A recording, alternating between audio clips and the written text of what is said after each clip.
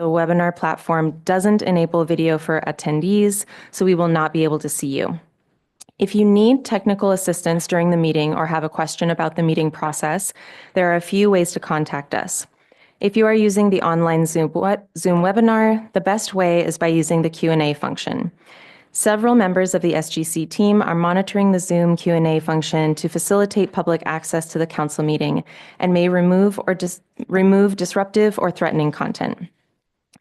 If you have joined by phone and you have access to email, please email sgc.info@sgc.ca.gov.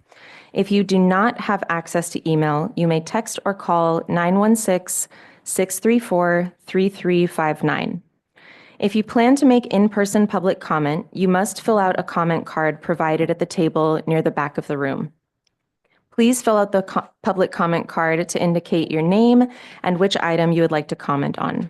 Please bring your comment card to the table at the front of the room, collecting public comment cards. When the chair opens the public comment period for your item, we will read the names of everyone who has submitted a form for that item. When the names have been read, please line up by the podium in the order in which you were called. When it is your turn to speak, I will call your name to the podium. If you plan to make remote public comment, you must be joining the meeting via Zoom, either through your desktop or phone application, or by calling in by phone. To make a public comment, visit sgc.ca.gov/meetings and complete the public comment form linked there. You'll need to complete separate forms for each item on which you wish to speak. You may complete a form at any time prior to the beginning of the public comment period. When the chair opens the public comment period for your item, we will read the names of everyone who has submitted a form for that item. When you hear your name in that list, please raise your hand. To do this online in the Zoom webinar, click Raise Hand under the Participants menu. Find that at the bottom of your screen. And to raise your hand by phone, press *9. When it is your turn to speak, a member of our team will unmute your microphone. If you are online, you will see a window pop up alerting you that the host is unmuting you. You will need to click the option to approve unmute. After that, you can begin your comment. If you are on the phone, you will hear a recorded message alerting you that your line is unmuted. Please begin your comment after you hear the recorded message. If you are unable to complete the online form but would like to make a public comment, please email sgc.info@sgc.ca.gov. Each speaker will have a maximum of 2 minutes to make their remarks. A timer will be screen shared. Please monitor the timer and wrap up your remarks accordingly. Whether you are online or on the phone, you will be notified when your time is up. After that, we will mute your microphone. You do not need to take any additional action once we mute your microphone. Thank you all for your participation, and I will hand it back to you, Chair. Thank you, Justin. We will now move to approval of the February 26, 2025 minutes. Members need not have attended these meetings to vote, but they may abstain. So we'll have an opportunity for council discussion, then public comments. So, yes, Chair. And in fact, we do need to do a roll call even before that. Thank you. Minor details. Minor Justin, detail. please. Okay, so Director Acefa. Here. Vice Chair Cardenas. Here. Secretary Omashakin. Present. Member Lucero. Present. Chief Equity Officer Torres. Secretary Garcia. Secretary Moss. Present. Deputy Secretary Schwartz. Present. Member Capretz. Here. Great, and we have quorum. Thank you. Great, thank you. So now we'll jump to the approval of the February 26, 2025 minutes. With that, any discussion from council?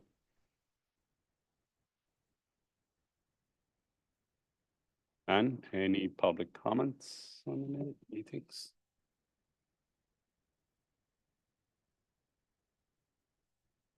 No comments.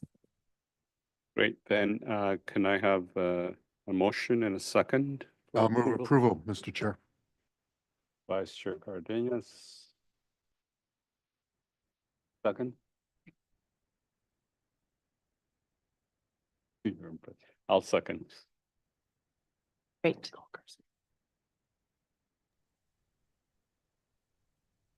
Great. So we'll do a roll call to approve the minutes.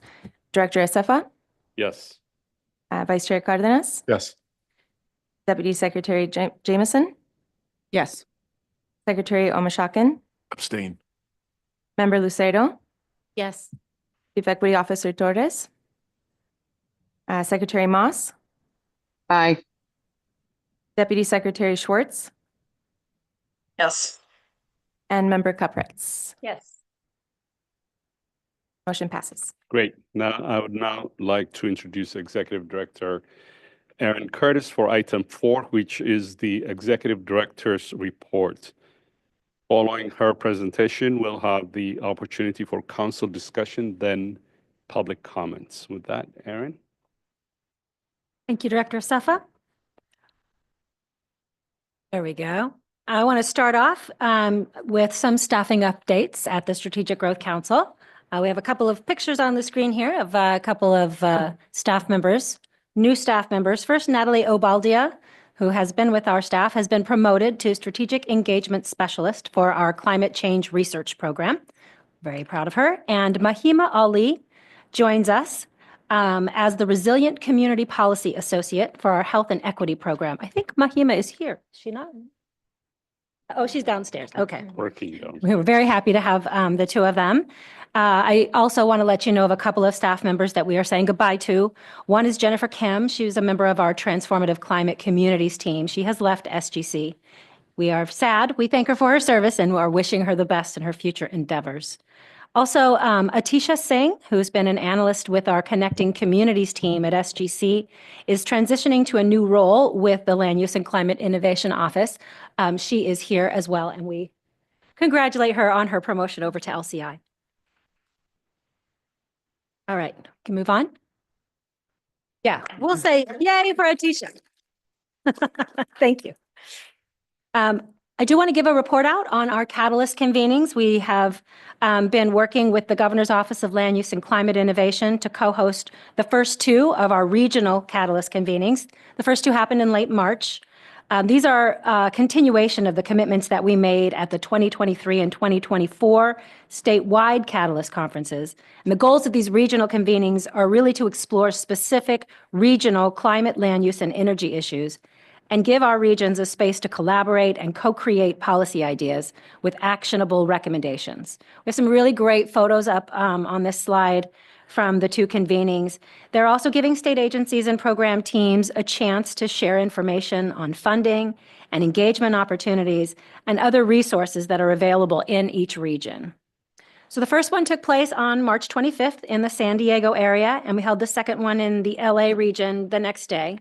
We were very happy to have our council member, Nicole Capretz, at our San Diego convening. Thank you for being there. And we were honored with CNRA Deputy Secretary Nowaki Schwartz, who attended the LA event. So it was really nice to have representation from the council at both of those convenings. We have scheduled a third on Tuesday, July 8th in San Jose. We will be sharing an invitation with you and your teams in the coming weeks for that particular event. And we will be planning the remaining convenings in the coming months, and we'll keep you informed. We did submit summary reports from the San Diego and LA area events as attachments to this report, so you do have both of those. Both of the events were very well attended, and we had attendees from state and local government, local nonprofits, and community organizations. They were engaged, they participated throughout both long days, and as you can imagine, the regional differences did make themselves clear. I will share, in LA, I spoke to a representative of a community organization that we work with a lot in the LA area. And I spoke with her at the beginning of the day and asked her if she was excited to be there. And she was feeling a little less than excited, feeling somewhat daunted by the issues facing LA. And I just want to report that she sought me out at the end of the day to let me know that she was glad she stayed and she's feeling energized and empowered because we were focused on solutions. So I felt really good about that and wanted to share that with you all. We have some other key takeaways. We heard from participants that the regions want residents to feel involved and feel some ownership over the projects that are happening in their community.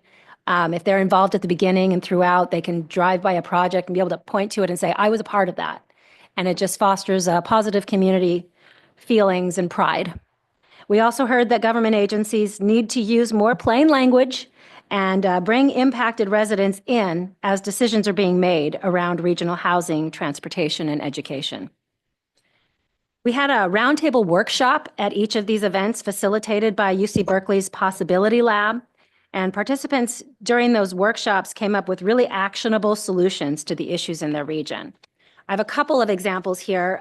We heard that grantees need a more flexible budgeting process that allows them to address unforeseen needs that arise during project implementation.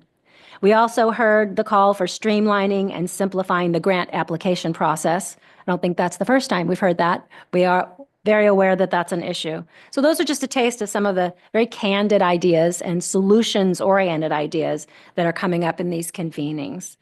I look forward to providing a full report to the council with all of the recommended actions we heard once we've held all 9 of these events. Move on to the next slide.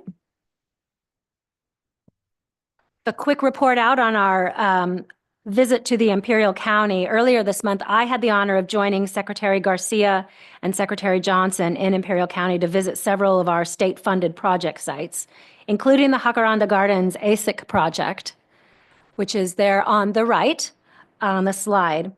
We also went to see the Sealy Fire Station and Cooling Center, which is also up on the screen. And we got an opportunity to visit the Salton Sea Species Conservation Habitat Project as well.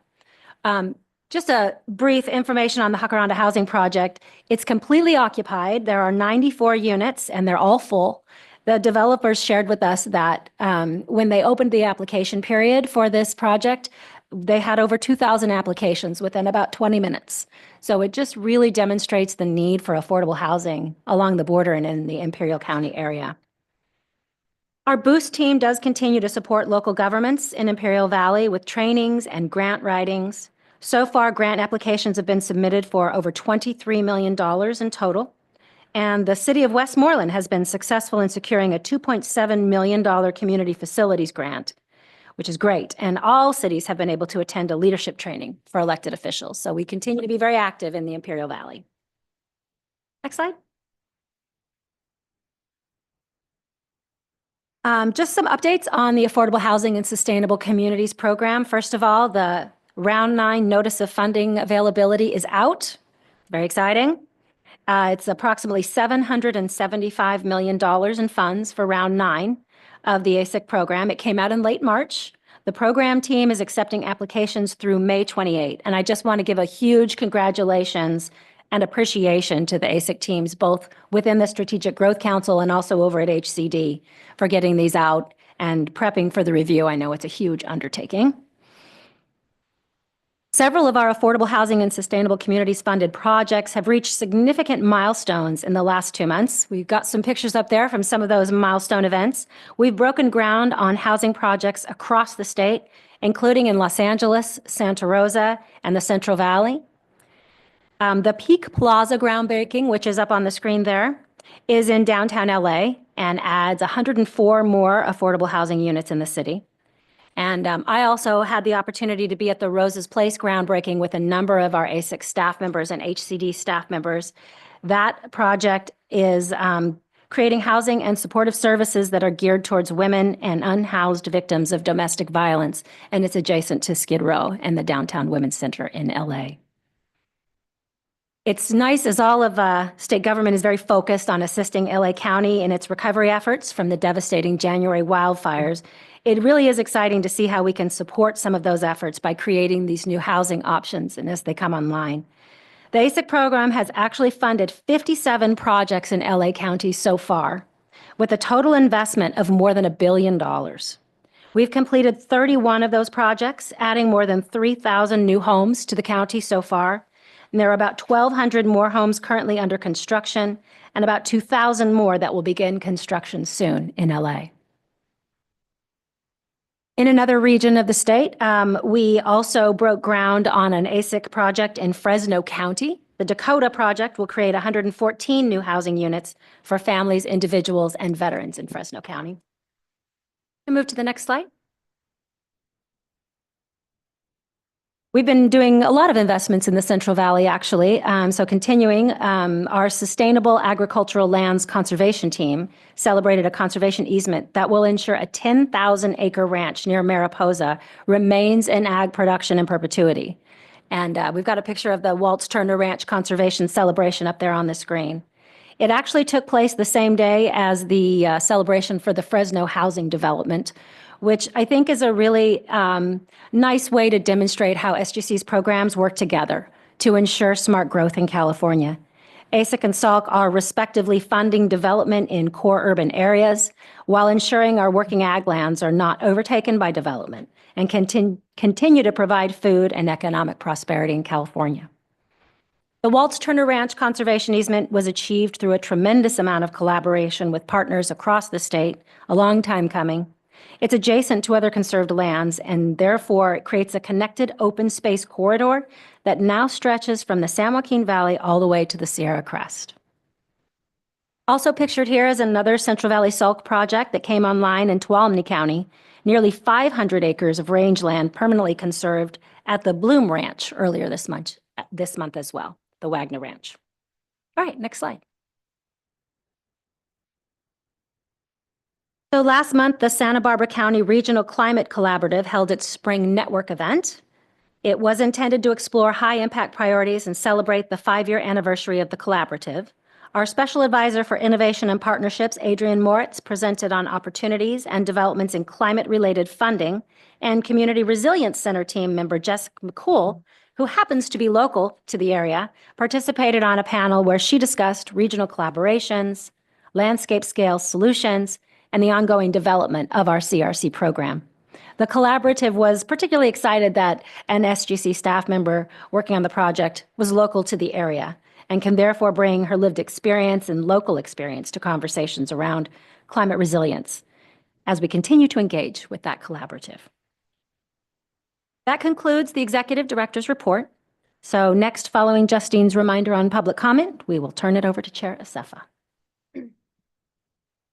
If members of the public would like to comment on this item, please submit a public comment card at the front table.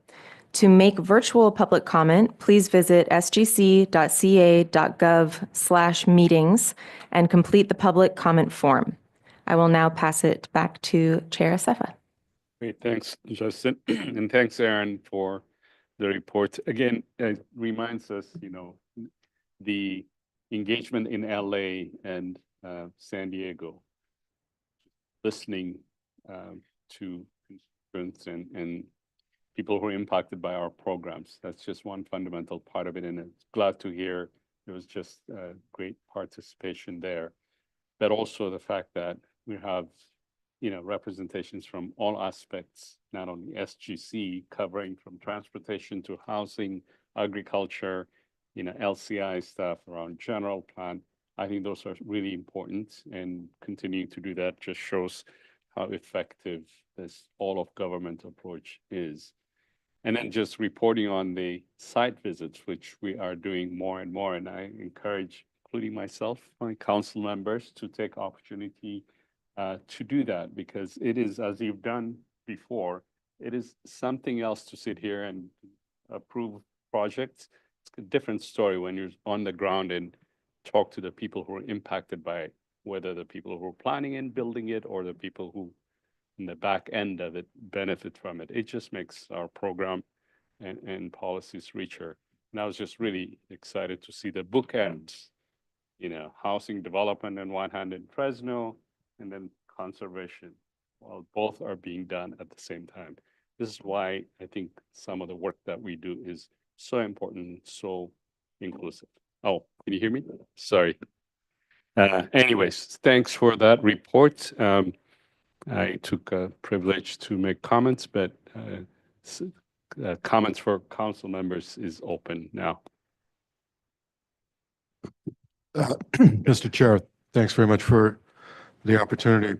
Director Curtis, thank you so much. If I couldn't agree with you more, Mr. Chair, not just the substance of the work that is done by SGC staff and its partners, but the process and form and the attitude and the energy and the care and compassion and passion that our staff shows in doing the work also matters. These are tough times for a lot of folks for a whole variety of reasons. And Director Curtis suggested as much in her relaying of a conversation she had with one of our partners down in the LA area who came into the Catalyst convening, the one in LA,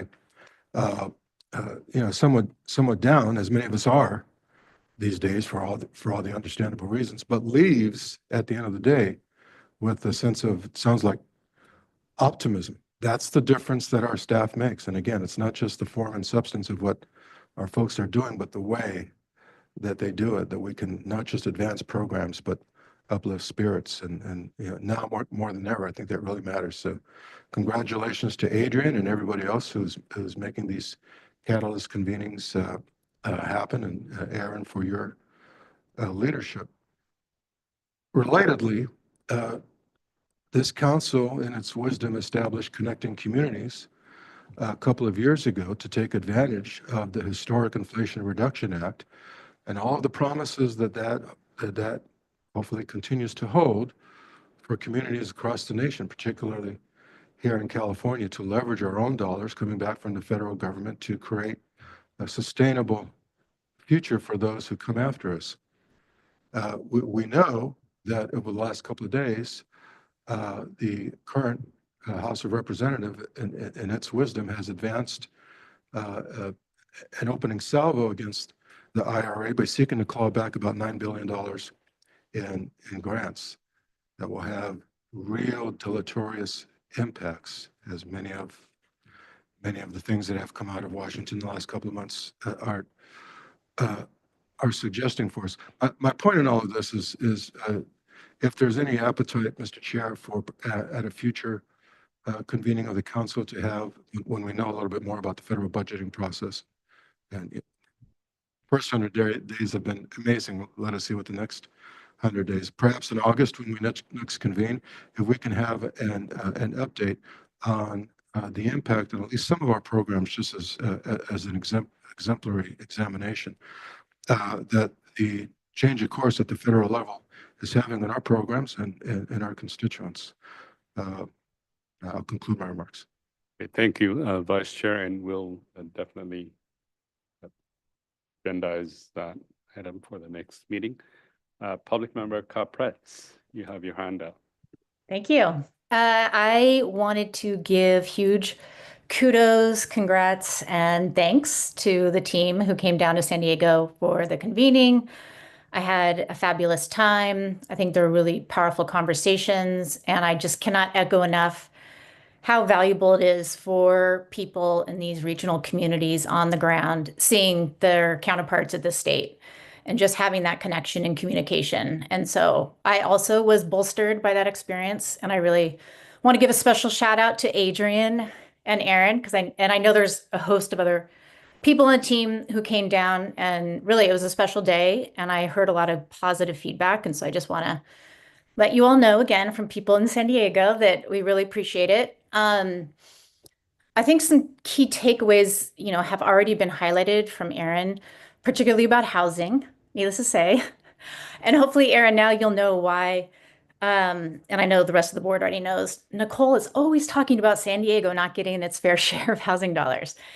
And I think now you understand. And that's one of the reasons it's so important for everybody to come down to Southern California to really grasp the scope and scale of the crisis that matches the entire state, but it's not any less of a crisis than any other location. And in fact, I've also been asking, probably for years, for a map of where the HSC funding is going, the ASIC funding, however you want to call it. And it finally came out in one of the reports you all sent out, and I can't remember which one, but it's good to have data and evidence.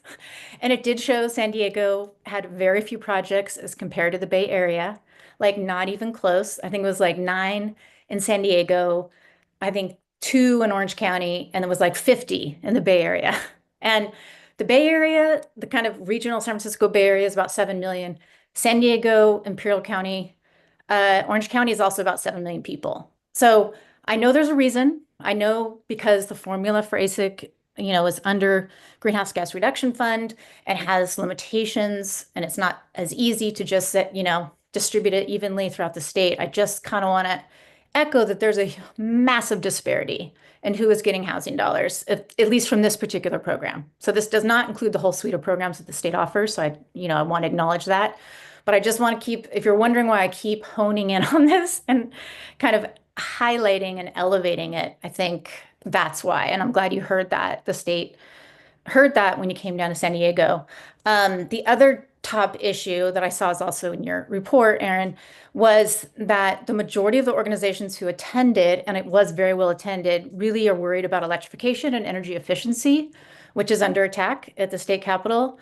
And, I don't know exactly where that's headed, but I just want to make sure the voices of the, all the organizations that are already doing that work and organizations that, are on the precipice of getting funding to do some of the equitable building decarb work in San Diego and Orange County and Imperial County.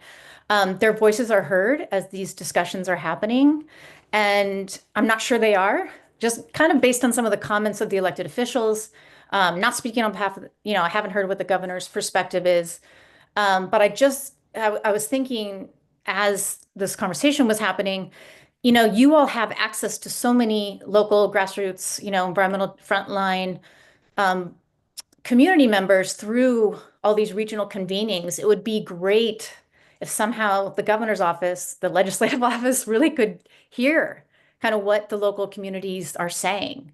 Because I think there is a disconnect and they're not necessarily, I don't know how connected the governor's office feels. I mean, obviously there's so many of the governor's office here, cabinet members. So all of you, might be surprised at how much the community cares about and wants energy efficiency, electrification programs to continue.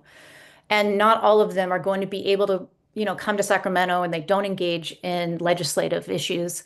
That's a beast of an arena to engage in, as everybody knows, legislative work. So it just made me think, gosh, what is a way you all, again, have this massive database, have the pulse of the community at your fingertips? Like, how can we make sure their voices are heard as these discussions move forward?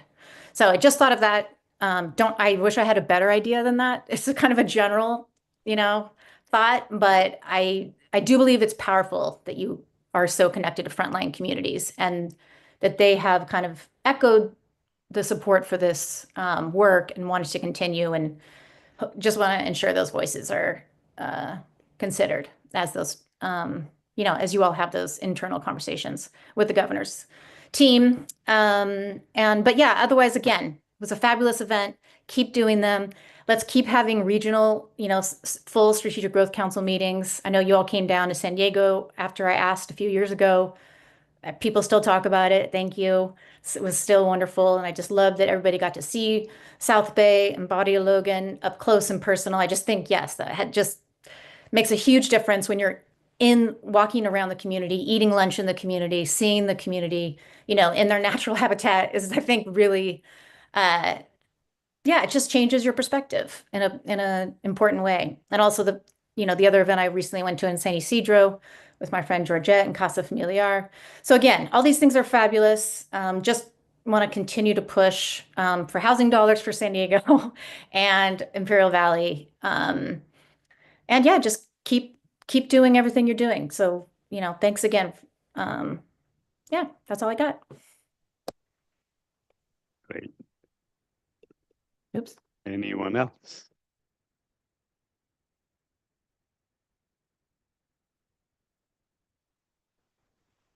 None. We'll go to public comments. Justin?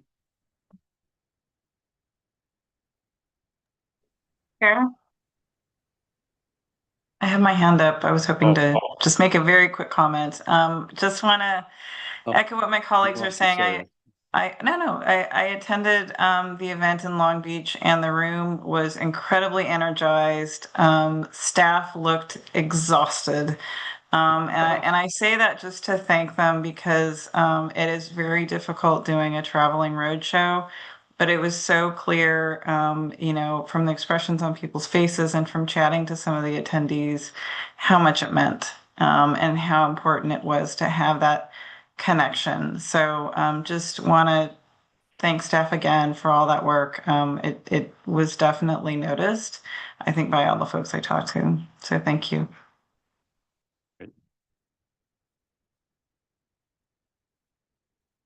Anybody else? No. Seeing none. There's Justin, no public comment. no public on this comment. item. Great. We will now move to the next item, which is item number 5, I believe. Yep. This is a consent calendar, which is for routine and non-controversial business. So I'll now pass it on over to Aaron to present the consent item. Thank you, Chair Asafa. I'll provide a brief overview of the item on the consent calendar. We have the Affordable Housing and Sustainable Communities Round 8 Technical Amendment. This technical amendment would align the developer fee with other state programs. The ASIC NOFA for Round 8 was released in January 2024 and referred to the 2017 Uniform Multifamily Regulations regarding developer fees. In April of 2024, developer fee limits increased to address rising industry costs. This change created misalignment with the ASIC and TCAC funding guidelines, potentially disadvantaging Round 8 projects that rely on TCAC and SIDLAC funding. Changes are reflected in the proposed language update in the NOFA and guidelines. Should the council agree with the staff's recommendations, we just need a motion moving the council to pass the consent calendar. Great. Any discussion on this?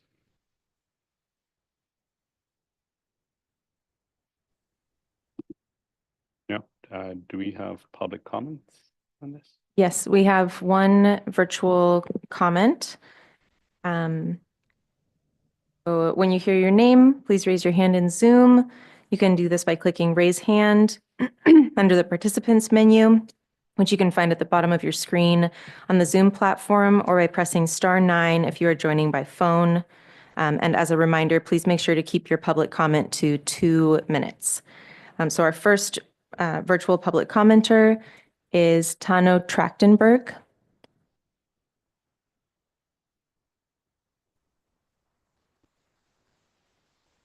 Good afternoon, council members. Can you hear me?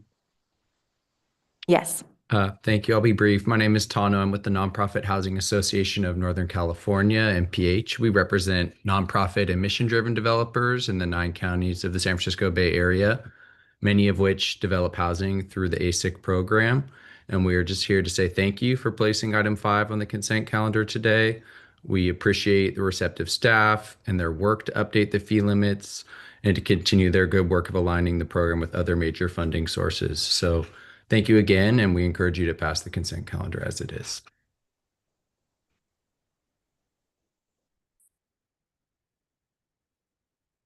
Do you have any more? And that concludes public comment.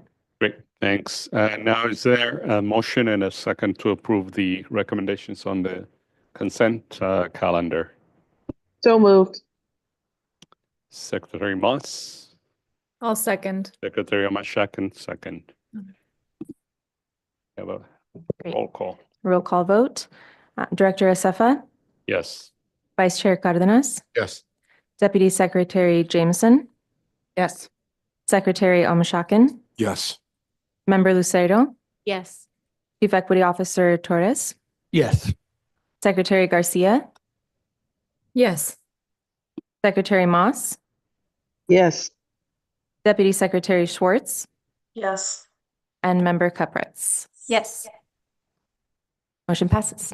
Great. Moving on to item 6, which will be an action item to approve the tribal housing and capacity building proposal. I would like to invite Deputy Director of Equity and Government Transformation, Faye Mock, to present the item. Then we'll have council discussion followed by public comments. Faye? Thank you. I'll also be joined by my colleague, Amar Sid, Deputy Director for Community Investments and Planning. So Great. She can talk. All right. Can you all hear me? Okay. Let's go to the next slide. I know everyone here is a fan of the Affordable Housing and Sustainable Communities program. We hear a lot about it. So today, just giving you a little bit of brief information before we go into this action item. The HSC program has many objectives. It's been a longstanding program within the state of California. It is one of the longest housing programs in the state, if not the country, and also the longest affordable housing continuously appropriated program. This program has a multitude of benefits, which is indicative to the Strategic Growth Council's mission. I think this program has really gone above and beyond of making the case for a California for all when we talk about our priorities for climate, housing, transportation, water, and conservation. The goals of this program are including reducing air pollutions. We have a large emphasis on benefiting disadvantaged communities per CalEnviro screen. A lot of our funding is going to a multitude of benefits outside of housing, but coupled with housing. So we have supportive services within the housing development spaces. We have an ongoing support for increasing transit connectivity. It's also one of the programs that is deeply invested in active transportation, really securing bikeways, safer paths, walkability for community members across the state. And it is really in a space of providing that direct and meaningful benefit, making people whole. Some of the stats you see on the screen over this last round, we have over $4 billion in investments within this program alone. This is not including our sister program, the Sustainable Agricultural Lands Conservation Program. Over 22,000 affordable homes constructed and a huge amount of GHG emissions reduced. And again, that number for direct and meaningful benefit across the state is over 50%. On to the next slide. Some of the statutory requirements for this program really call out needing at least 50% of our funds to go towards affordable housing development. And again, that reminder for having that direct and meaningful benefit to disadvantaged communities and priority populations per CalEnviro Screen 4.0. Our goal generally for this program is 50%, and we've seen that this program is exceeding that round after round. Some of the other goals within this program include project area, which is transit-oriented development types, geographical goals that the council has set, where we have at least one award going towards the 8 geographic regions. And then highlighted here is a council goal for at least one tribal project being awarded annually. Go to the next slide. For the Affordable Housing and Sustainable Communities Tribal Awards, we have had over the last 4 years, or 4 rounds, sorry about that, 3 awards going towards tribes. So 3 tribe applications have come in and we have made those awards. Those tribal applications are listed on the screen, nearly $50 million towards those 3 projects in round 5, 6, and 7. As council may remember or may recall, in this last round of funding, round 8, we did not have an applicant coming in for a tribal project, although we had substantial interest in this program from many different tribes and tribal communities across the state. We did not have an application that was able to move on to success. We also had dedicated tribal technical assistants in this space that were helping to move some of the project along, but could not get there. What we heard from many of our debriefs and our engagement, where there were some barriers to entry for this program, and in general to some of the housing programs across the state. Some of those barriers include the lack of capacity for staff to actually continue to engage in some of these funding programs, the lack of connection to some of the transportation providers or partnership structures that are needed for this program, as well as some other components that include the ability to actually maintain the vibrancy or implementation of this program. So again, through the amount of effort that the program staff, the technical assistance providers have had over the last 8 rounds, we're still identifying a great need for improvement for tribal applicants, tribal partners across the state. And that's why we're here today to talk about what we can do and what we're seeing in this last round. For round 9, we did, again, substantial improvements where we changed that goal where we had at least one project up to $50 million, changed that to up to $50 million where we may have multiple projects coming in, lowered the threshold for entry along with some other supportive options within the program. And so I'll pass it over to my colleague who will talk about the substantial proposal that we have today. Next slide, please.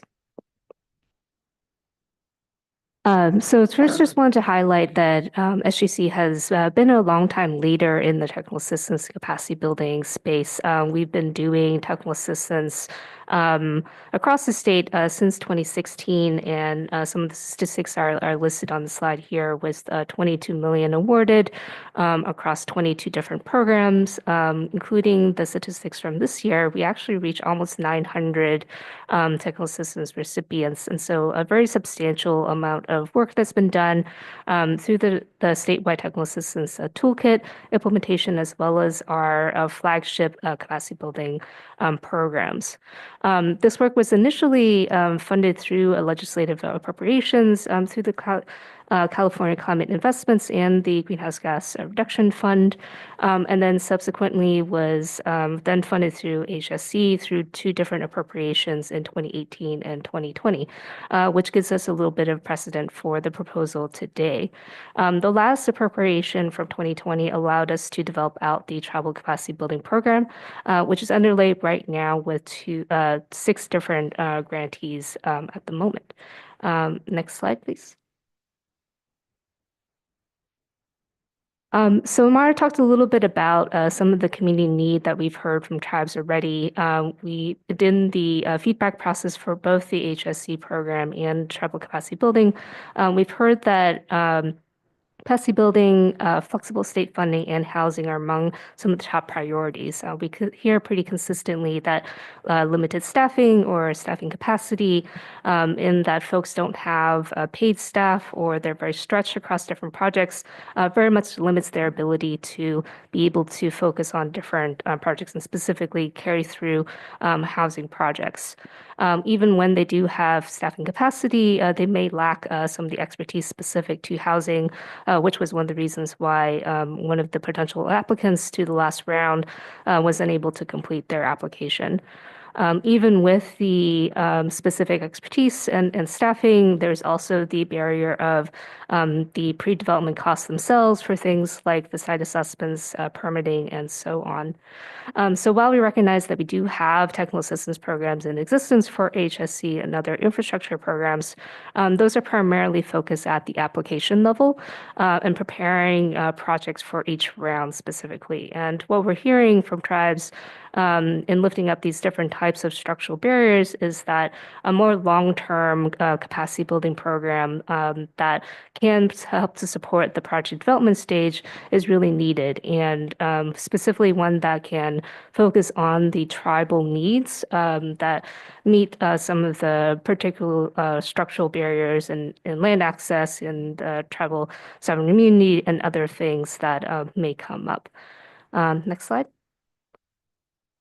So with this, we wanted to highlight that we have the authority through the legislation in the enabling statute of HSC, which directs the program to assist California communities with developing projects that aligns to reduce greenhouse gas emissions through projects that implement land use, housing, transportation, and agricultural land preservation practices.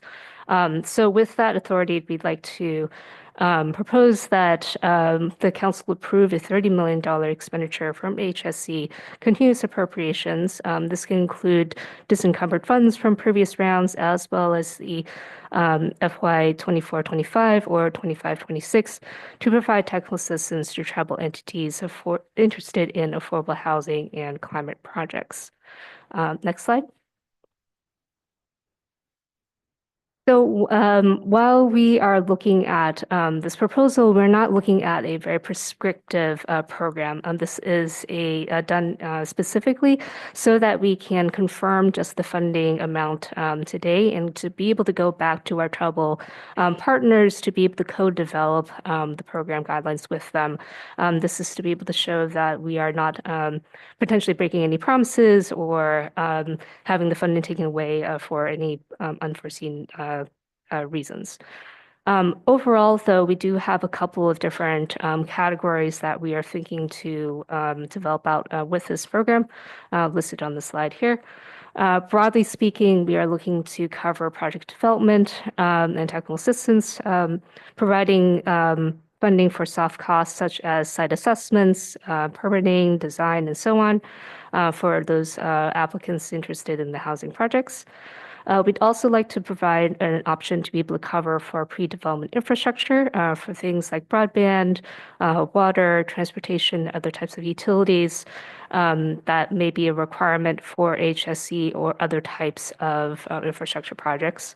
And then broadly speaking, we'd like to focus on capacity building, be able to provide different types of foundational technical assistance that can help to hire and retain staff, to train them, to be able to do a strategic analysis or a project development, any types of those things.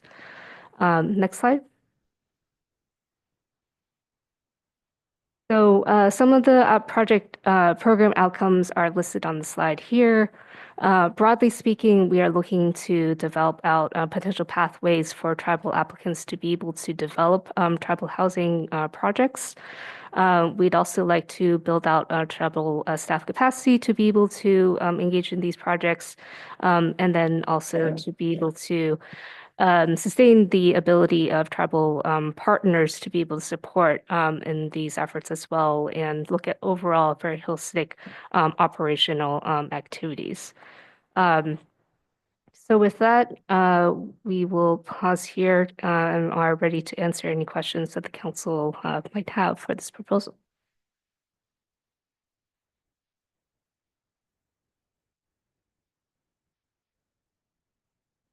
As a reminder, if members of the public would like to comment on this item, please submit a public comment card at the front table. To make virtual public comment, please visit sgc.ca.gov/meetings and complete the public comment form. I'll pass it back to Chair Safa. Great, thanks, Justin. We'll initiate council discussion. Secretary Omashakan. Thank you, Mr. Chair.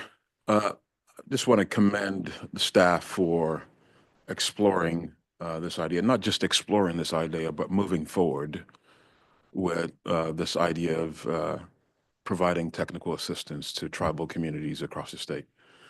I think the vice chair alluded to earlier the challenging times that we're in, where efforts to support communities that have been overlooked or underserved for one reason or another, our efforts to continue to support them at a higher level, the merit of that has been called into question. And I think there's no doubt, I think most of us will agree, the council, that these are not issues of merit. A lot of these communities have been overlooked and underserved. And if you look at probably your history of applicants and in some cases awards, they probably haven't, some of these communities haven't been able to apply for one reason or another related to that lack of existing capacity to be able to go after these funds. So an effort like this, you're highly commended, Director Curtis and team, for saying we want to provide heightened, increased technical assistance to these communities. So thank you for that. The only question I have beyond the comment is 30 million. Didn't get a sense of timeline. I think it's probably in here somewhere. Is that just 1 or 2 years, or how long is that $30 million for? I just want to confirm. It's a good question. This is a starting point, and it's an ask so that we can actually engage with tribal members across the state to actually build out what the program or programs could look like. So it could be rolling programs. It could be ongoing programs for the next couple of years. It's really dependent on how we develop and co-develop with community. As my colleague mentioned here, we're looking at 3 particular areas where the 30 million could lean us up towards that number: capacity building, staff capacity. That pre-development and project development generally have larger ticket items in there. So we'll see what that actually looks like, but no definitive timeline here as we progress into that development with community. Thank you. So it could be a year, it could be multi-year funding, just unclear. Okay. Well, thank you again for going down this path. Thank you. Any other members? Deputy Secretary Jameson. Yeah, I would second the commendation for going down this route, and I'm curious how this pot of funding will interact with SGC's existing tribal capacity building program. I'm sure you're sharing lessons learned and maybe even staff, but can you say a little bit about that? Yeah, so with the current round of the tribal capacity building program, we're already learning a lot about where grantees are at, and also what type of technical assistance is actually needed to support them.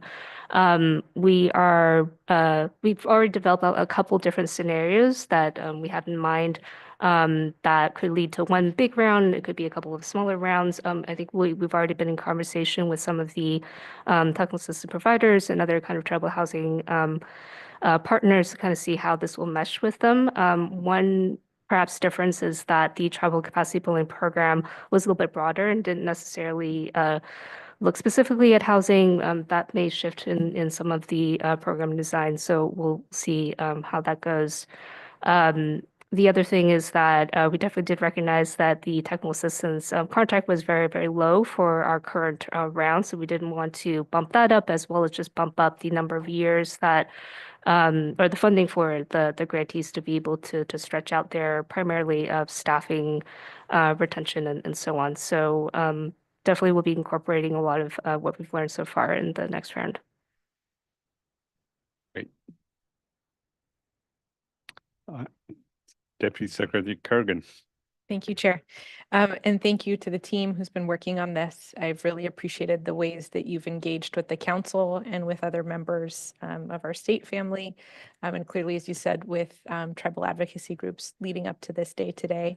But I just, Secretary Moss needed to step away, but on her behalf, I want to express our really enthusiastic support for the concept that you're putting forward and the 3-prong approach, being really thoughtful to make sure that you're including space for soft costs and infrastructure and things that development teams with more capacity often are rolling into how they're building their portfolio. And as we talked about in October at the council meeting, we knew that there were some persistent barriers that were coming up, not only because of how state programs are designed, but because of larger conditions, as Secretary Omashakin was alluding to. So thank you for, in pretty short order, coming back with a really robust set of options to continue the conversation with tribal partners with. And at least from BCSH's perspective, we'd love to hear more as you keep learning more from tribes and their advocates around the state, but feels like you're on really good footing to continue the conversation. So thank you. And other council members asked the questions that I had. So thanks again. I would echo both my colleagues' comments. I would add, I'm especially appreciative of sort of the flexibility that you left, and then, laying out engagements to actually help shape that. Could you speak a little bit about the engagement to date that informed this, not just at council, but with tribes? But also, what do you anticipate the engagement with tribes moving forward in terms of shaping how this program could be structured? Right. Specifically towards tribal housing, a lot of the work has been done within the AHSC program and our partners, our technical assistance providers, and at different housing events where we've had the privilege of going to tribal housing role conference, where we heard the great need for flexibility within the housing space and understanding the multitude of programs and capacity programs that should be within housing, should be part of infrastructure costs. They're not there yet. from this last couple of rounds of the HSC program, long debrief packets from our tribal TA providers that have gone through the state of identifying those persistent barriers, those barriers to entry, and the reasons why some of the most recent tribal applicants could not actually make it to that space. Some of those letters had 9 pages of tribal recommendations for the program itself. And then in general, SGC has gone through multiple layers of technical assistance and engagement across the state, hearing from tribal community members, tribal housing providers on the persistent barriers and how we can get there. I think Faye can also attest to some of the work that the Tribal Capacity Building Program has undertaken and the lessons learned there as well. Yeah, so in the development of the Tribal Capacity Building Program, they did a very robust engagement process and had a number of different informational interviews and consultations and workshops to hear from tribes what type of capacity building needs folks were hearing. And all of that, I think, will continue to inform the second round of the interview. In the engagement for this specific program, we also spoke with the existing technical assistance programs for tribal housing programs that are kind of in development, just to make sure that our program would be different from theirs. It sounded like the programs that are proposed are being developed right now at HCD and others are, again, focused at more of an application level. And so our program is still very much at a more upstream level and providing more of that capacity building support that we've heard consistently that the tribes are needing. So we do feel like that is going to be complementary to the other state efforts that are in existence. One factor that we did note is that there are limited number of TA providers that can really focus at the housing and tribal intersections. So one thing that we'll want to be in coordination with our other state colleagues is just the timeline for our programs and the pipeline of different providers that can be supporting on this body of work. Great. That's I'm really eager to see how this develops in terms of how effective it could be, and putting in context of 30 million may not go a long way in some cases, but it could be really effective depending on what it is going to target. So if it's technical assistance versus, paying for actual projects, it's a different story, right? In terms of how far it could go. So it'll be interesting to see how this develops into criteria, but really appreciative of the program and the proposal. Anyone else from council? Seeing none, we'll go to public comments. At this time, there are no public comments, but I would like to update the link where people should direct their requests. It's actually sgc.ca.gov/meetings-events. Thank you. And if you need assistance, the Q&A function in the Zoom should also help. Great. Now, then I'll ask for a motion and a second to approve the tribal housing and capacity building proposal. So moved. Second. Got that? Great. Great. So roll call. Director Acefa, Yes. Vice Chair Cardenas, Yes. Deputy Secretary Jameson, Yes. Secretary Omashakin, Yes. Member Lucerdo, Yes. Chief Equity Officer Torres, Yes. Secretary Garcia, Yes. Deputy Secretary Kurgan, Yes. Deputy Secretary Schwartz, Yes. and Member Capretz. Yes. Fantastic. Motion passes. Great. Moving along, item number 7 is an action item to approve the factory-built housing resolution. I would like to invite Deputy Director of Energy Investment, Sean Kennedy, to present the item. Then we'll have council discussions followed by public comments. Sean? Thank you. Good afternoon, Chair and council members. Just wanted to start by acknowledging that much of the work that I'm sharing today would not have been possible without the support of SGC's Civic Spark Fellow, Kenneth Davis. Kenna has served as a fellow since October 2024, and in that time has supported multiple SGC initiatives, including this one, and become a valued member of the SGC family. Due to the sudden cuts to the AmeriCorps program this week, Kenna could not be here today. And this is not only disruptive for Kenna and the 100+ fellows in the Civic Spark cohort and countless AmeriCorps fellows across the country, but a loss for SGC and California as a whole. So in this period of uncertainty, I would also like to thank our partners at the Public Health Institute who administer the Civic Spark program for their efforts to restore the program, and hope to have some more positive news to share when we reconvene in August. But moving on into the resolution. So today I'll be presenting for your consideration an updated resolution to support factory-built housing.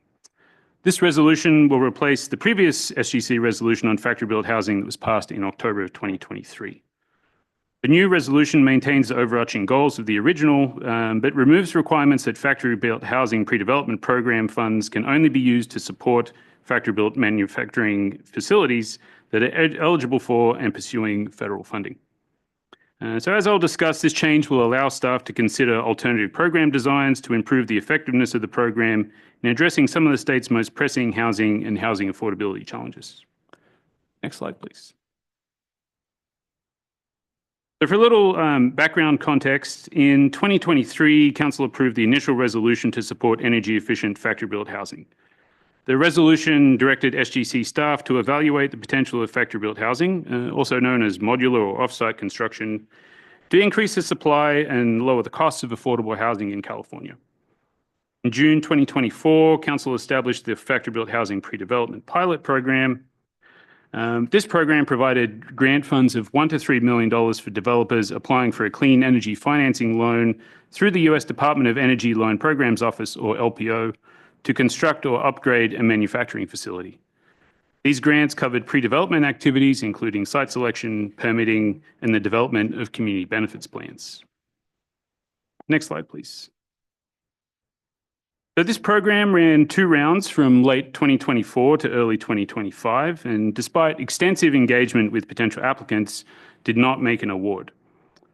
Key barriers faced by potential applicants through discussions with them included the lack of purchase agreements demonstrating their ability to repay the LPO loan, the LPO $100 million project threshold, which was seen as too large for early stage manufacturers, and the fact that factory-built housing is a nascent industry in California with very few manufacturers and even fewer participating in the LPO program. Next slide, please. So the limited program uptake and increased uncertainty regarding federal funding suggest a need to rethink the program design. In response, SGC staff conducted an assessment to better understand barriers and opportunities for factory-built housing deployment in California. The assessment included input gathered from a public request for information, market research, and engagement with factory-built housing market participants. Some of the deployment barriers identified in this assessment included a lack of standardized building codes at all levels, local zoning restrictions which prevent factory-built housing from being utilized, especially for multifamily housing, misaligned financing timelines, distance from factories to job sites, and the perception that factory-built housing is inferior in quality to traditional construction. So combined, these barriers lead to increased costs and construction times and also make it difficult to deploy at scale. But in turn, as a result of these impacts, the time and cost savings factory-built housing should deliver, and indeed does deliver in other contexts, are not being realized. In a state with the second highest housing construction costs in the country, this is a missed opportunity to increase the supply and lower the cost of affordable housing while advancing the state's climate goals. Next slide, please. Fortunately, the assessment also identified some exciting opportunities for a more holistic approach that addresses demand and supply challenges. This could include education to increase awareness and shift public perceptions, technical assistance to local governments to remove barriers and promote greater consistency in zoning and permitting across jurisdictions, pilot projects and support for upfront financing gaps, and support for coordination with existing efforts at the local and regional scale. However, the factory-built housing resolution passed in October of 23, which allowed funds to be used only to support manufacturing facilities seeking federal funding, currently prevents the program for supporting such activities. Next slide, please.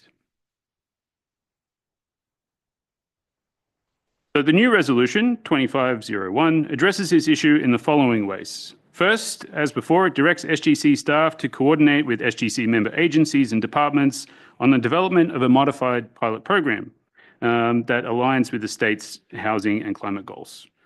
The resolution also directs SGC staff to assess potential interventions to address challenges to the provision and deployment of factory-built housing in California and provide funding to support the expansion of factory-built housing. Important to note, funding under this revised resolution is not restricted to manufacturing facilities, but could, pending future council approval, include alternative interventions such as those identified in the landscape assessment. That, the final slide.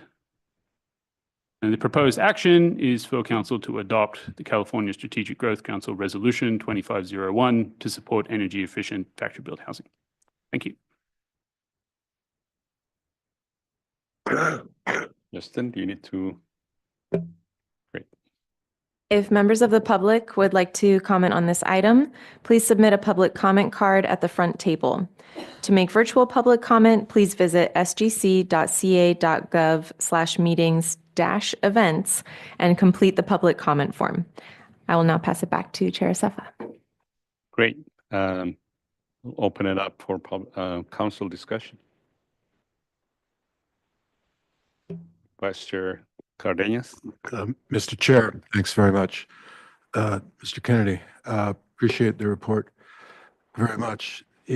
Oftentimes when one seeks to innovate, one also finds that they also need to adapt.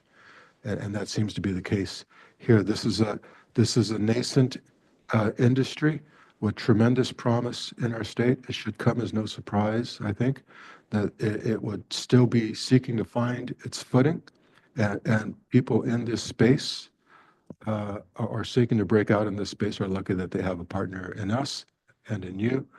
To tweak this in this way, to look for partners who are pursuing, perhaps have already secured federal partners at the same time, perhaps from DOE's loan program, should that continue to remain in force, and maybe that can be a report back in August as we all seek to have a better understanding in short order of what in the hell these federal machinations are doing and are going to do for the people of the state.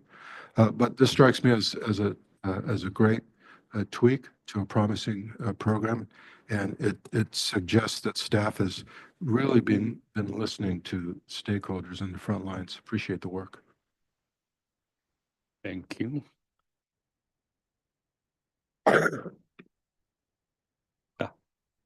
Deputy Secretary Kerrigan. Thank you, Chair. Echoing thanks for all your work on this, and to the AmeriCorps team members who have been weighing in now for more than a year on this. So yes, I think it is a time where we're all recognizing the need to be flexible, and the uncertainty is the only thing that we can count on right now. So we have other options here, and there's been more emergent needs since the prior resolution that we had for those of us, and many of us, working on disaster response in Los Angeles. Both the Housing Task Force and the Rebuilding and Recovery Task Force are discussing modular housing, factory-built housing, and our state's been providing a lot of technical assistance on the difference between types of factory-built versus manufactured housing, just for example. And we're not going to do a lesson on that today. The factory-built housing stays in line with our state's building standards, and therefore hits higher degrees of energy efficiency and building performance that we want for more resilient communities. So appreciate that we can continue this conversation with a little bit more flexibility to think about options of how these resources could be needed. And Sean and I actually both were able to hear recently how other nations that were following along in the United States footprints, when I think HUD had an Operation Breakthrough, maybe in the 60s or the 70s, and really started funding research and practice in this. And Sweden and Japan took that as colleagues and said, we'll try the same thing, and now they're decades ahead of us because they never took their foot off the gas. Maybe that's not the right analogy. They never stopped building. That's what I should say. Yeah. No carbon. Okay. So Sean, kind of to that end, we see that we're decades behind some of the other nations, but we know that this is a conversation that's happening nationally too. I wonder if you've already done any research on other ways that states have kind of activated a factory-built or industrialized construction market in their states, and if not, if you'd have space for looking into that. Yeah, thank you. We have done some preliminary research. I think what is starting to emerge is a shift away from even the model that we had before, which was focused solely on supply and just building factories, to these more holistic regional approaches. We're seeing that in Colorado, for example, which for a long time has been providing grants to support the development of factories, but they're now exploring options for regional streamlining of building codes. So addressing some of those demand side challenges as well as supply. We're seeing in the city of Cleveland, they're running an initiative there to address the vast number of vacant lots that they have. But then using those vacant lots in some way as an incentive for a manufacturer to come in, and then they're able to stitch together again the supply and the demand. And then finally, in the Boston area, the Metropolitan Area Planning Council received a HUD grant to develop a regional offsite construction strategy that, again, at the regional scale, they're working across, they represent 101 jurisdictions there. And so working across a number of those jurisdictions to streamline zoning, planning, permitting, that can then establish the demand side. They then use that as an incentive to issue a solicitation for a factory to come in and then meet that demand. So yeah, shift away from what we've been doing here, but some exciting things. Very helpful examples. I'd love to also check in maybe at a future time to see how the state of Oregon is doing with their HUD grant, where they're integrating mass timber, particularly for affordable construction. And I wonder if there's a convergence there, thinking about kind of navigating supply chain challenges that could be more intense with tariffs. But those are all great examples. Thank you for relaying those other states. Thank you. Anyone else? Oh, sorry. Oops. Nicole, sorry, I didn't see.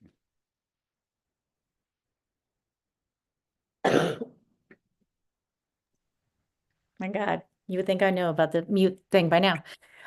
Sean, thank you for that update. Thanks for not giving up and evolving. I'm curious, that was the first time I'd heard that we are decades behind, which shows how little I really know about factory housing or industrialized housing, however you frame it. What are the biggest, why is that? I mean, is there a reason? Can I defer to Deputy Secretary Kogan? Yeah. Sure, yes. Our factory-built historian. Conversation is allowed among council members. Okay.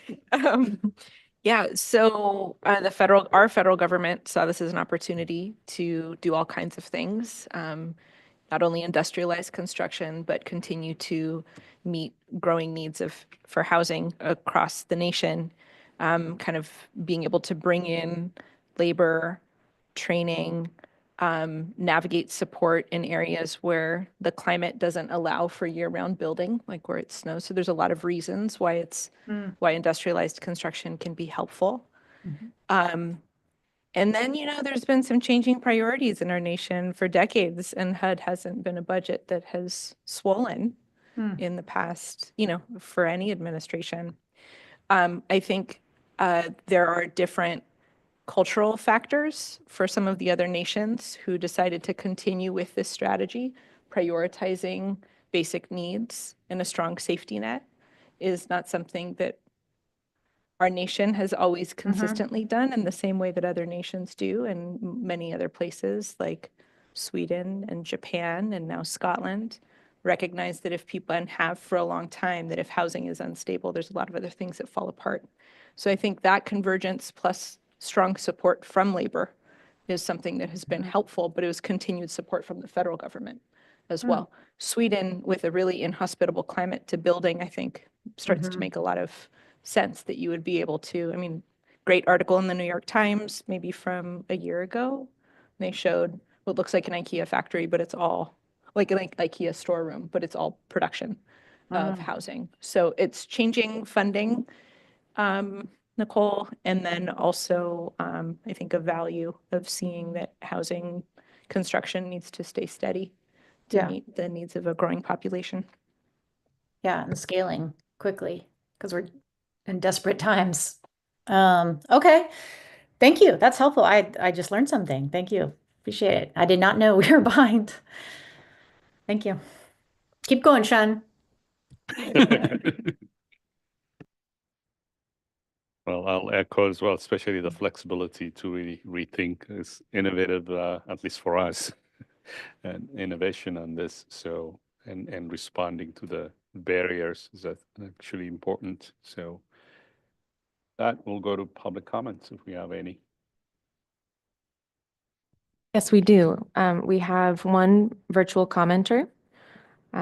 So please raise your hand in the Zoom once I call it out. You can do this by clicking raise hand under the participants menu, which you can find at the bottom of your screen on the Zoom platform, or by pressing *9 if you are joining by phone. And as a reminder, please make sure to keep your public comment to 2 minutes. So our virtual public commenter is Susie Wong with Remo Homes. Thank you for your consideration, and we ask for your approval of a more realistic path to California's transition to adoption and acceleration of quality factory-built housing, and encouraging the creation of more desperately needed housing. Remo Homes, as a California Energy Commission EPIC awardee, and as a California-based technology and prefabricated housing builder founded 3 years ago, fundamentally aims to move society forward. Our company has tapped into the best minds to bring advanced technology-driven and innovative housing solutions to California. And this is possible in California because the best minds in the world are here in California. Because Remo Homes' success will be California's success. Our company continues to build on the progress we have gained in previous years, resulting in a triple bottom line approach. Resilience plus jobs creation plus increased housing supply equals more inclusive growth. So Remo Homes looks to the Strategic Growth Council for your leadership and for leading the way for new building technologies and housing solutions. By recognizing and bringing together synergistic opportunities between intergovernmental agencies. We do not have to look for the future of home building solutions. The future is here today. Thank you. Thank you. And the public comment period for this item is now over. Pass it back to you, Chair.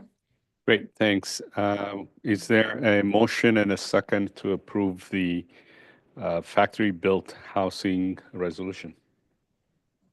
I'll move.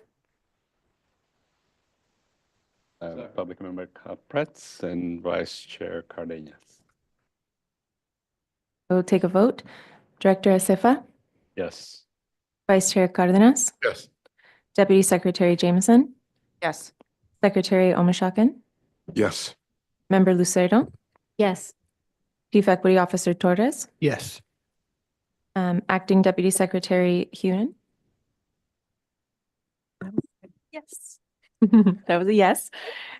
And Deputy Secretary Kurgan? Yes. Deputy Secretary Schwartz? Yes. Member Capretz? Yes. And passes. Great, moving fast. Item 8 is an informational item on climate change research program closeout. I would like to invite Faye and Elizabeth Grassi to present the item. Then we'll have council discussion followed by public comments. Faye? Thank you. I'm very pleased to introduce my colleague, Liz Grassi, who is the Climate Change Research Program Manager, for her presentation. Liz, take it away. Mr. Chair, I move to table this for at least a year if it'll keep Elizabeth Grassi right where she is. Hello, everyone. It's so good to see you. I am Liz Grassi, and my last day will be June 30th here at the council, just letting you know. But I'm just here on a really fun discussion with you. So you can sit back on your laurels now. You did your work for the day, and we'll just together try and look at all the accomplishments of the climate change research program. So it's been an 8-year program, and so we're coming to the end. And so I just wanted to talk a little bit about what those accomplishments are, and then also talk about where the tenets and principles of what we've created will go from. So this is a no action.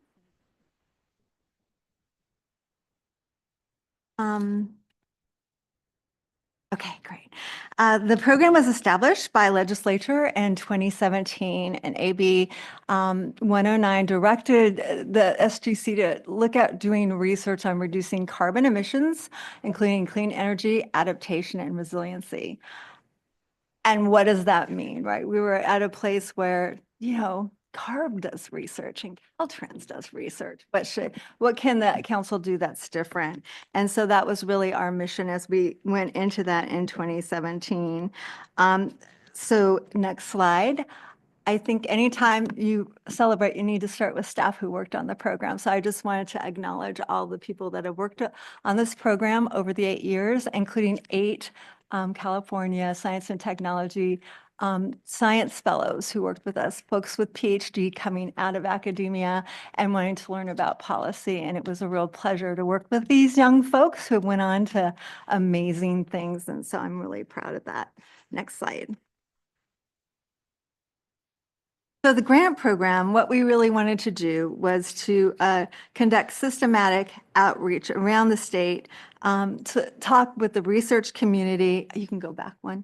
The research community, local and regional government agencies, tribal governments, organizations, community-based organizations, advocacy organization, and nonprofits. So really expanding research from where it usually is in its ivory tower, really living our program by talking to people, listening. Back in 2017, there wasn't a lot of listening around climate adaptation. The governor at the time didn't even really like climate adaptation. He was into mitigation. So this idea about really kind of opening it up and as the state going, we don't have an agenda. We've got some prompts. We want to hear what you want to do around where are the gaps, who isn't being listened to, how can we make this more actionable? Okay, next slide.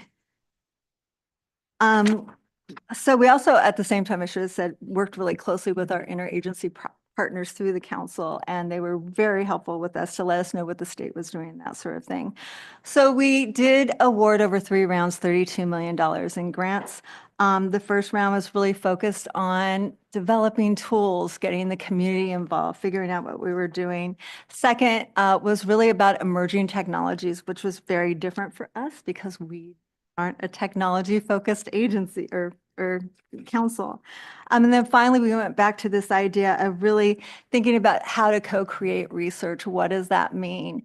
And for us, that really meant making a non-academic partner a co-PI or principal investigator, as well as making sure that all of our proposals had funding in it for those non-academic partners. So we weren't just going to disseminate at the end, well, this is what the research says you're supposed to do, but asking them, what questions should we be asking? How should we approach this? And so this kind of basically shows kind of the areas, the pots of money we gave out to different kinds of research. Next slide, please. So in a snapshot, because I know people like that, we did 20 research projects through 25 academic institutions with 7 climate tools and 20 pilots. We also had over 100 different community organizations working with us on this research. So we're really excited to expand that. You'll see in the picture, one example of something we did was UCLA created this adapting to extreme heat research, and I think it was 2019 or 2020, and it really helped the state to really think about what extreme heat meant. So that's something we were really proud to see. Next. So key priorities, these are them. And we were really focused on supporting science to action, engaging researchers and the community in all stages of the research. We wanted to really focus on under-resourced communities as well as vulnerable communities as it's listed in ICARP in the work that they're doing on climate. So next slide. I was worried about having to go fast. Like, we have a lot of time, so I can slow down. Yeah, so these are some of the funded research topics, and I think in your appendices, we actually have a list of all 20 projects that we worked on. But as we kind of look, these were some real areas that came up from communities of where they needed assistance and where they needed support. Next slide. I thought I put some examples in to kind of let you know some of the work we were doing. So at Cal Poly San Luis Obispo, they did really looked at the, I should have spelled that out, Sustainable Groundwater Management Act in the Valley. And not just how it was going to affect the farmers, but small rural communities that serve the farm workers, right? So if you're having a change in crops and you're going to have a different group, what's that going to do to the local person who has a restaurant or something like that? And really focused on those things. And that's exciting. Another one, next slide, is I love doing the non-UC because we all know about UC research, but we were also really able to give some money to the CSU system. So this is at Humboldt, and they worked with the Karuk tribe as well as Blue Valley Rancheria. And it was really focused on creating an energy hub in the North state where they have a lot of fires and a lot of stoppage of that. And so they really looked at the energy things that were going and worked to help these groups figure out how to work with PG&E and others. They could have their resiliency hub. Next slide, please. This is an example from Lawrence Berkeley Lab. One of the great things about our program was, in addition to UCs and CSUs, we were able to invite national labs in California, as well as not-for-profit research institutions to propose work. And so they did this Cal Thrives, which is a really great toolkit for heat resiliency. And one of the reasons I like to look at this is we were really able to work within the lab through our Fresno TCC program to have them really learn how to work with a community and hear their needs. And tell you funny stories, but I won't hear. But they were able to go into Fresno and say, well, we think you need this. We're, the national lab. And they're like, no, that's not what we need. And the PI himself was so excited to get that input and feedback that they changed it. And now it's actually a national program. They were able to get federal funding to do this at the national level. Next slide, please. So this one was really exciting because we didn't work, the group worked. This is a not-for-profit research institution called Physicians, Scientists, and Engineers for Healthy Energy. They were able to work in Richmond and Wilmington to really work on doing pilots on how do we create resilience hubs in our community that the people care and want and will use now. And moving into the future, sometimes you'll create these hubs and they're great for a couple years, and then they're not so great. And so this is really looking with them to see where they're going and what they're doing. Another example of that. Next slide. San Diego State. This is another great tribal example. Here we, I'm sorry. So San Diego State worked with 20 tribal nations, 150 individual working groups in a network, a tribal-only advisory group to really work on these questions about resilient restoration, to give the lead to this tribal group, which is really great. After this one, they actually got a second grant for doing restoration and thinking about how to regrow native plants and in the area and bring them back. And they also got a UCOP California Climate Action Grant. So they're still working through this little piece of, actually, this one was kind of big, but the grant we gave allowed them to do additional things. So it was a great example of leveraging and working in a place where there's a lot of tribal communities and really acknowledging them. Before the state was really doing this was back again in 2018. So before it was the thing we did, we were able to do this, and we're really proud of that. Next slide, please. So what do they say? This was just it's on our website, just talking about science to action and how both partners and grantees really valued this new paradigm of how we were working together.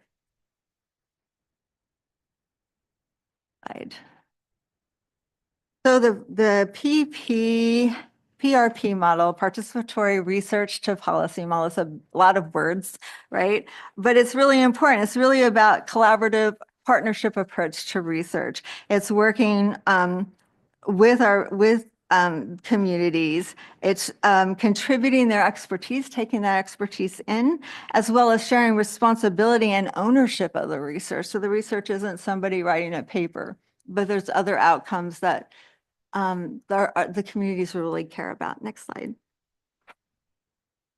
Here it shows that we're working on a scientific process. We have everything in orange is things that you don't usually do in the scientific method. It incorporates key principles and elements, and it has the 3 elements of capacity building, accountability, and coordination. So that's kind of a snippet what the model is. Next slide. This is again another example. This is UC Davis. So they did a sustainable transportation and communities collaboration. And the first thing they did was they created this TJAG, I think it was called. It was a group of advisors from the community and tribes and everything else. So every project they did, they would bring to this group first before they would move. So finally, with this, our program, we had some money that had come back to us at the end, and we really wanted to look at the academic side. One of the things we found through the life of this program is academics really aren't compensated or acknowledged for doing this kind of work, right? They write papers and go to conferences and that sort of thing, and that's how they kind of rise. And so one of the things we wanted to do is really reach out to the university systems and say, how can we work with you? And so this is an example. We actually gave money to 3 different projects, one with UC Office of the President, which was their California Climate Action Initiative, as well as CSU Water, who's doing some surveying for us, and then the Center for Regional Change at UC Davis, who did a lot of coaching and things like that. And the idea of this was to find where in California academics are focused on this and how could we support them and get the word out. So that was what we did with that little last bit of money. Next slide, please. Okay, engagement. So as we like to say, we like to live our program, and that really means engaging at all stages and really focusing on how to engage. So we did a lot of different things to do that. I think at the beginning of our program, like I mentioned, we did research roundtables and listening sessions. Additionally, we sorry, I got lost. It was dozens, I said, and went to a lot of events as presenters and talked with everybody who came to us. And we built, one of the things I'm proud of is we built an ongoing relationship with the UC Office of the President and the CSU Chancellor's Office. So we meet quarterly with their research representatives to just talk about, well, what are you guys working around climate? How can we help you? How can we, and here's what we're looking at the state, you know, and how can you do this? That's been very exciting for us. Next slide. In 2019, my favorite thing we did over the 8 years was this. It was the 2019 SGC Climate Research Symposium. It was a symposium where, and there's Ina in the background if you see her. But it was a project where we actually had table facilitators at each table. We had the opening session was from somebody from the Urban Institute, as well as a tribal leader, to really talk about how they felt research didn't fit them, that they weren't getting represented. And I think it was one of our council members then actually facilitated that. And all day what we did is we went through these sessions. We would stop and we'd have these facilitated table discussions, and we made an academic, a government official, and community people sit at each table. We had these color-coded things. So everyone had to be you didn't have all the academics sitting at one table. And the facilitator was there to just make sure that everybody's voices were heard. So we weren't just hearing from the academics because they can talk a lot. That was really important. So that was an exciting time. We actually on our website have a summary of that project. I think it's really a great example of how you can run an event so that you're really making sure that you're listening to everybody and that their time isn't wasted.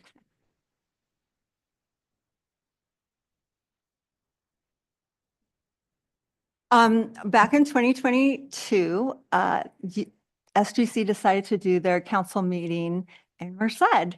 And so we asked if we could go and do a couple of morning events with our council members as well as just the general public to just really talk about the program. And it was really a fun time. So that's another example. Next slide. And then AGU is the big science person in the room who really has just started looking at community engaged research in the last few years. And this is just an example of some of the presentations that we've done for them, as well as in 2020, my former colleague Leah Fisher worked really closely with the Thriving Earth Exchange, which is something that's put on through AGU. What they do is they find a community with an issue. They have the community help them define the issue, and then they find a citizen scientist to work with folks around that problem. So you're really bringing the science to them. And so that was another exciting thing. So there were, I think, 5 projects. Next slide, please. Moving into the future. So you can go to the next slide. Really, for us, moving into the future is really the 5th assessment. That's really where we see the tenets and the principles of this project moving forward. I think that it's really important to note that over the last couple of years, we've had 2 full-time CCR staff working on the 5th assessment, leading the engagement efforts, and again, living our program. They're also working really closely with all of the lead authors for, I think it's 14, is it 13 or 14? 13 reports to really make sure that they're doing this engagement and outreach. So it's just, again, an example of how we're doing that. Since, I don't want to read that. I just want to make sure I'm getting everything I wanted to say. Yeah, I think that's really it. We just want to make sure that this continues and through the assessment, and we hope that the assessment funding will continue to happen to the 6th, 10th, whatever, especially since we're the only ones really doing it. I'm sure there's others, but we're doing it at the effort at the level we are, that we can continue to make sure that we're bringing people in early in the process, finding out what are those climate issues people want to see and want to look at the data about. So we feel that that's really important. And then finally, I think there's one, is that we're still building those coalitions. And this is the group that are working together quarterly to really talk about climate research. So what we've been doing will continue on, and we're really excited and proud of what we've done. Great. So if members of the public would like to comment on this item, please submit a public comment card at the front table. And to make virtual public comment, please visit sgc.ca.gov/meetings-events and complete the public comment form. I'll pass it to you, Chair Sefa. Great. Open it up. Thank you for that wonderful presentation, Liz. I'll open it up to public comments. I mean, the council comments.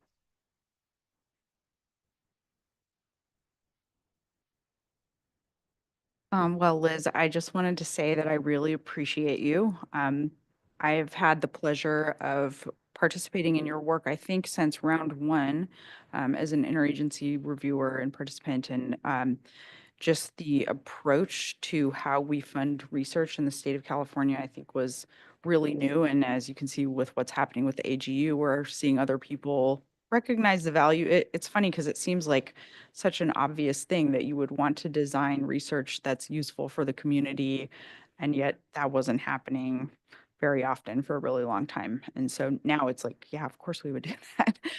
But I think it's because of you and the way you required these researchers to involve the community in a way that they wouldn't have otherwise. And it's kind of changed the paradigm for how we do research and the way we fund research in California. And so I just am really appreciative of this body of work and how far we've come, and that I got to be a little part of it, and just wanted to say thank you.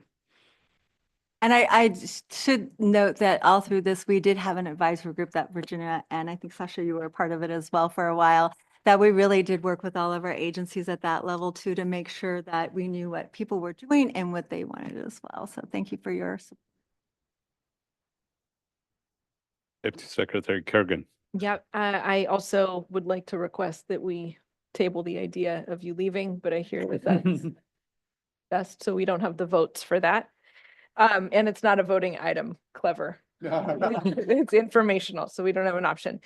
In seriousness, your leadership, the way that you engage, not only like Virginia was saying, other state team members, I've really appreciated your ability to make sure that researchers know that there are people within state government who will not only be interested in their research, but may have responsive data to help further the collaboration. And I think that's also been a really helpful part, because when you look at the list of awarded projects, these are topics that I think many policy experts see as in conflict and not able to find a way through, or to be able to highlight nuance. And in every round, you've been able to do that, and really appreciate you taking us through the growth of the program and keeping in different ways that you've been able to keep community at the core.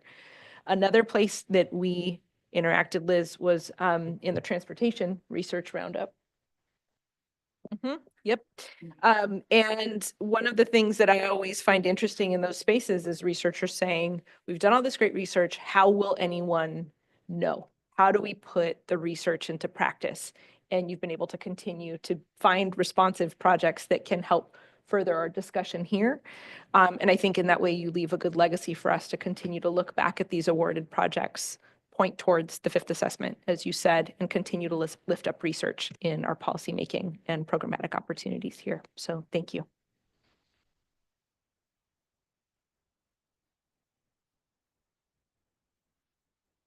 Well, I'll add to the thank yous. I think the work that you've done is incredible.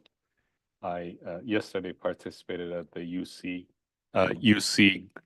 annual grad slam, where researchers compete in presenting their research in a way that normal people like me can understand it.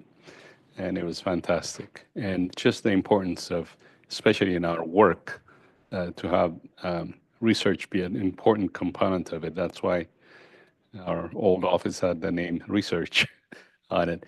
But yeah, it's incredibly resourceful, and I think looking to continue that through the fifth assessment and any other work that we do is really critical. So thank you for this work. You have any public comments? Mr. Chair, if I might, Yes. I just want to offer my my congratulations on an amazing career, punctuated by this most recent contribution to future generations with the work that you've led in these various collaborations over these last several years. We've reached a turning point in this day. We can no longer do climate action policy ever again that is not both data-driven and community-based, thanks to you. That's, in public service, maybe all that one can never really hope for is that by the end of their career, they're able to say and really believe that they really made a difference. And you're able to say that with demonstrative justification. I'm very happy for you. You're going to be missed by many, no doubt. One of the highlights of my 3 years here was early on. I kind of peaked early, and that was at Brother Munoz's Merced meeting, where we had a roundtable of much of the research that was being done, and to listen to professors from Merced and other places talk about the community, really community-led research and analysis and problem solving that they were able to do because of what you started was just amazing. And it's one of the lasting legacies, I think, perhaps of this council. So congratulations. Thanks to you, Elizabeth Grassi.